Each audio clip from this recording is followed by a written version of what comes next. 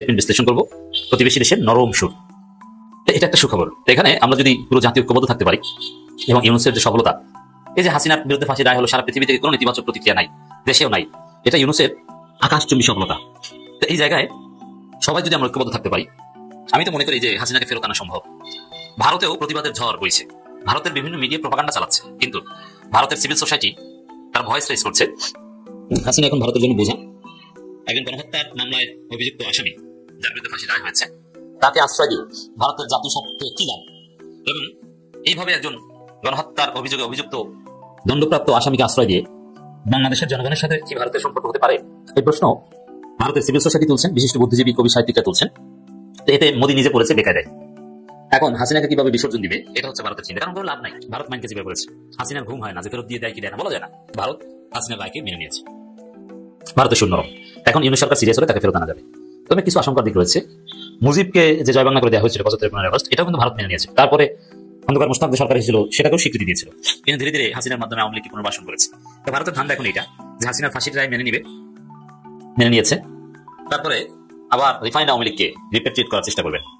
মুজিবের পর হাসিনাকে এবার পুতুল বা জয়কে নিয়ে ভারতের পরিকল্পনা থাকতে পারে। এই জায়গায় সতর্ক থাকতে হবে। তবে ভারতের যে প্রাথমিক পরাজয়, এটাকে ইউজ করে হাসিনাকে ফেরত আনার সর্বোচ্চ চেষ্টা করা যেতে পারে। শেখ হাসিনার যে ফাঁসির রায় হলো 17 তারিখে, এটা তো আপনারা জানেন, অবশ্যই জানেন। আচ্ছা, এই রায়ের পরে একটা নজিরবিহীন ঘটনা ঘটেছে, সেটি কি আপনারা জানেন? জানলে আপনারা কিন্তু চমকে উঠবেন। হ্যাঁ, সত্যি বলছি, আপনারা চমকে উঠবেন।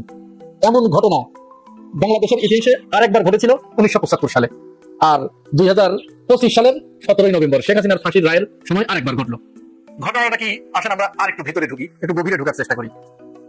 শেখ হাসিনা প্রায় একটা কথা বলতেন যে তার লক্ষ লক্ষ নেতাকর্মী, কোটি কোটি নেতাকর্মী, এদেশের 56% বা 60% মানুষ তার সমর্থক। আচ্ছা, লক্ষ্য করুন তো, শেখ হাসিনার ফাঁসির রায়ের পরে বাংলাদেশের কোথায়ও কোনো মিছিল হয়েছে? আপনারা কি দেখেছেন? তার সমর্থনে, তার ফাঁসির রায়ের প্রতিবাদে তার কোনো নেতাকর্মী রাস্তায় নেমে প্রতিবাদ জানিয়েছে, এরকম দেখেছেন? আপনাদের কাছে কি এরকম কোনো নিউজ গিয়েছে, ভিডিও গিয়েছে? যদি আপনাদের কাছে যেয়ে থাকে, তাহলে আপনারা দয়া করে এই কমেন্টস বক্সে তার একটা প্রুফ, ডকুমেন্টস, ভিডিও আপনারা দিবেন বা লিঙ্ক দিবেন, আমি তাহলে একটু বুঝতে পারবো। আমি কিন্তু আমার চোখে পড়ে নাই। এই যে লক্ষ কোটি সমর্থক, এরা লুটপাট করার জন্য, চেটে পুটে খাবার জন্য শেখ হাসিনার পিছনে মা মা আপা আপা আপা করতো। যখন শেখ হাসিনার পিছন থেকে মধু ফুরিয়ে গেছে, তখন তারাও ফুটুস বাবুই পাখির মতো এডাল থেকে ওডালে, ওডাল থেকে ওডালে, তাদের আর কোনো পাত্তা নাই, তারা লাপাত্তা। শেখ হাসিনা, ওবায়দুল কাদের এবং ওই যে কামাল টামাল দিয়ে যে সমস্ত গণহত্যাকারীরা বাইরে থেকে, তারা শুধু বড় বড় হুঙ্কার দিচ্ছে যে আমাদের জনগণ রাস্তায় নামলে সবকিছু অচল হয়ে যাবে। কই, দেখলাম না তো একটা লোক রাস্তায় নেমেছে। এর চেয়ে বড় ব্যর্থতা, এর চেয়ে বড় লজ্জাজনক এবং দুঃখজনক বিষয় আওয়ামী লীগের জীবনে ওই 1975 সালে আরেকবার এসেছিল। শেখ মুজিবুর রহমানের চারিদিকে শুধু শেখ মুজিব, শেখ মুজিব, শেখ মুজিব, মুজিব ছাড়া কোনো লোক নেই। বন্দনা, এত মুজিব বন্দনা। সেই মুজিবকে যখন 1975 সালের 15 আগস্ট ইতিহাস সাক্ষী দেয়, এই তার নিহতের পরে তার জানা যায় মাত্র 5-7 জন লোক, অনলি 5-7 জন লোক তার জানাজায় উপস্থিত হয়েছিল। এবং মানুষ রাস্তায় নেমে এসে মিছিল করেছিল, এই বলে স্লোগান দিয়েছিল যে একটা জালেম, একটা নমরুদ বাংলাদেশের বুক থেকে বিদায় নিল। যেরকম এই শেখ হাসিনার ফাঁসির রায়ের পরে সারা দেশে কিন্তু মিষ্টি বিতরণ হয়েছে। সারা দেশে বলি কেন, সারা পৃথিবীতে, আমেরিকায়, লন্ডনে, সমস্ত জায়গায়, ফ্রান্সে মিষ্টি বিতরণ হয়েছে, মানুষ মিষ্টি মুখ করেছে। 75 সালে এরকম আমরা আমাদের দাদাদের কাছে গল্প শুনেছি, ওই দিন নাকি বাংলাদেশে কোনো মিষ্টির দোকানে আর কোনো মিষ্টি ছিল না। অথচ আমরা যদি একটু পিছনে ফিরে যাই, যখন মাওলানা দেলোয়ার হোসেন সাঈদীকে ফাঁসির রায় দেওয়া হয়েছিল, তখন কি হয়েছিল আপনারা বলুন তো?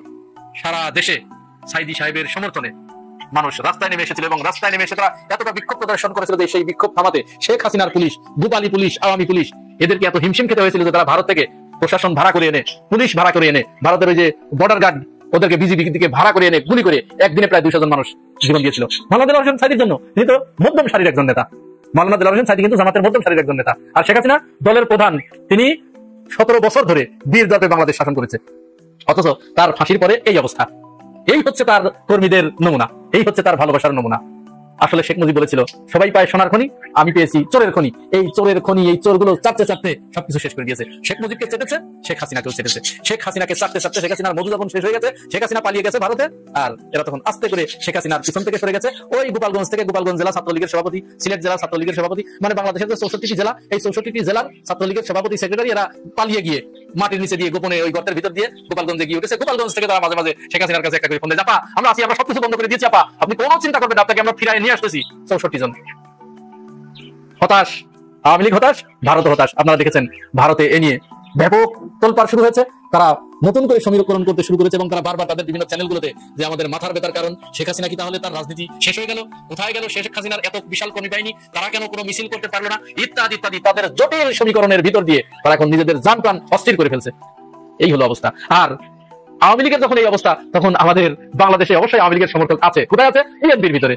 বিএনপির ভিতরে সমস্ত আওয়ামী লীগের সমর্থকগুলো, বিএনপির নেতারা, বড় বড় নেতারা আওয়ামী লীগের ওই দায়িত্বটা পালন করে দিচ্ছে। আমি বানিয়ে বলছি না, এই যে আওয়ামী লীগের, ছাত্রলীগের সাবেক সভাপতি এবং গুপ্ত আওয়ামী লীগ বিএনপির ভিতরে থেকে যিনি নমিনেশন পর্যন্ত বাগিয়ে নিয়েছেন, সেই ফজলুর রহমান, তিনি বলছেন যে এই বিএনপি সরকার যদি ক্ষমতায় যায়, বিএনপি ক্ষমতায় আসলে শেখ হাসিনার রায়ের, এই ফাঁসির রায় আমরা বাতিল করে দেবো, বিএনপি বাতিল করে দেবে। চিন্তা করতে পারছেন? বাংলাদেশের জনগণ আপনাদের বলছি, বলেছে এটা বিএনপির নেতা, বিএনপির যিনি কিশোরগঞ্জ 4 আসন থেকে মনোনয়ন পেয়েছেন ফজলুর রহমান, তাকে, তিনি তো প্রচন্ড জুলাই গাদ্দার, জুলাইয়ের বিপক্ষের শক্তি। সেই জুলাইয়ের গাদ্দার ইতিপূর্বে বারবার শেখ হাসিনাকে রক্ষা করার জন্য অনেক বক্তব্য দিয়েছেন।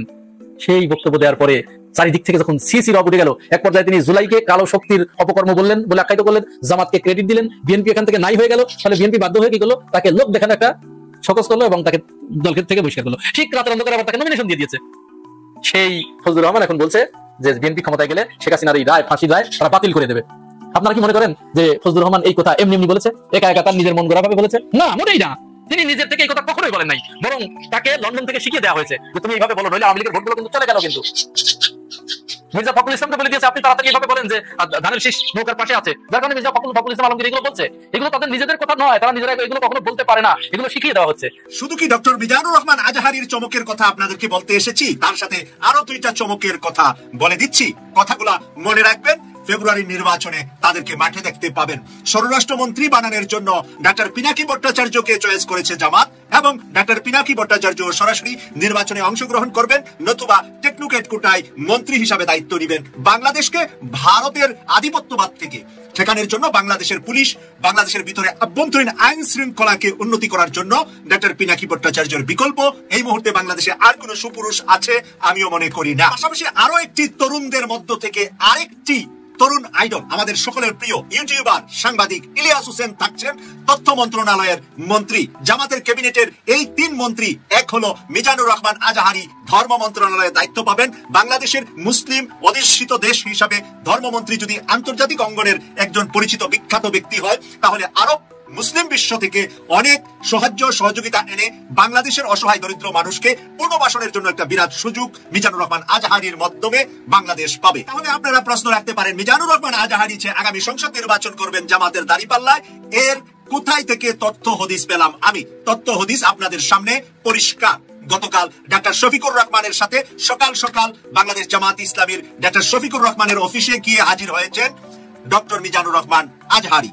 একান্ত বৈঠক, অন্য কোনো মানুষ ছিলেন না, 1-to-1 বৈঠক। 1-to-1 বৈঠক গোপনেও করা যায়। ডাক্তার শফিকুর রহমানের বাসায় চায়ের টেবিলে বসেও 2 জন 1-to-1 বৈঠক করতে পারতেন, অথবা অফিসে বৈঠকটা করার পরেও কোনো ফটো, সেলফি বা সাংবাদিকদের কাছে পৌঁছে যাক এমন কোনো চিহ্ন তারা না রাখলেও পারতেন। কেন 2 জন একসাথে বসে একসাথে দাঁড়িয়ে 2টা ছবি পোস্ট করে দিলেন সামাজিক যোগাযোগ মাধ্যমে? সামাজিক যোগাযোগ মাধ্যম থেকেই আজকে কনফার্ম হচ্ছে যারা এই বিষয়গুলা নিয়ে রাজনীতি বিশ্লেষণ করেন তাদের কাছে অনেকটাই পরিষ্কার হয়ে গিয়েছে। মিজানুর রহমান আজহারীর বিষয়টা না হোক, আপনারা মেনে নিলেন আজকে মিজানুর রহমান আজহারীর বৈঠক, আর এই বৈঠক থেকে ওনার ছবি সোশ্যাল মিডিয়ায় ছেড়ে দেওয়ার মানিটা, যারা আক্কলকে ইশারা আর এটাকে বলে বেআক্কলকে ধাক্কা, যাদের নলেজ আছে রাজনৈতিক, তারা এই ছবির ইশারাটা বুঝতে আর কোনো বাকি রইল না।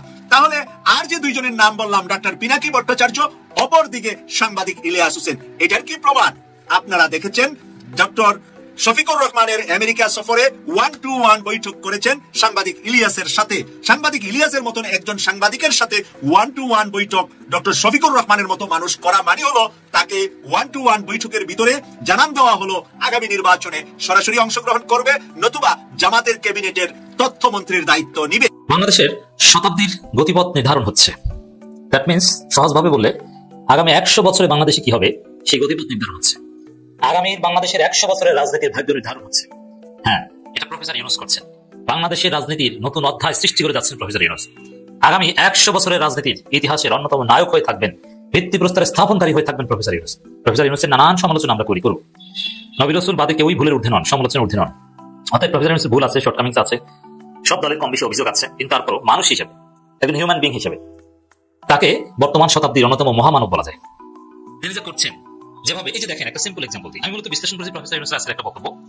শেখ হাসিনার ফাঁসির ব্যবস্থা তো প্রফেসর ইউনূসই করে দিয়েছেন, কোর্ট করেছে, কিন্তু কোর্টকে এটা করতে দিয়েছেন স্বাধীনভাবে। প্রফেসর ইউনূসের ক্রেডিট আছে, যোগ্য লোক নিয়োগ দিয়েছেন। প্রফেসর ইউনূসের আমলে হাসিনার ফাঁসির রায় হয়েছে, আসাদুজ্জামান খান কামালের ফাঁসির রায় হয়েছে, আরো অনেকের হবে, আর অনেক কিছু দেখবো আমরা। হয়তো বা হাসিনাকে বাংলাদেশের রায় কার্যকর করেও দিয়ে যেতে পারেন প্রফেসর ইউনূস। এটা অসম্ভব নয়, সম্ভব। প্রফেসর ইউনূস বলেছেন এই রায়ের কাছাকাছি সময়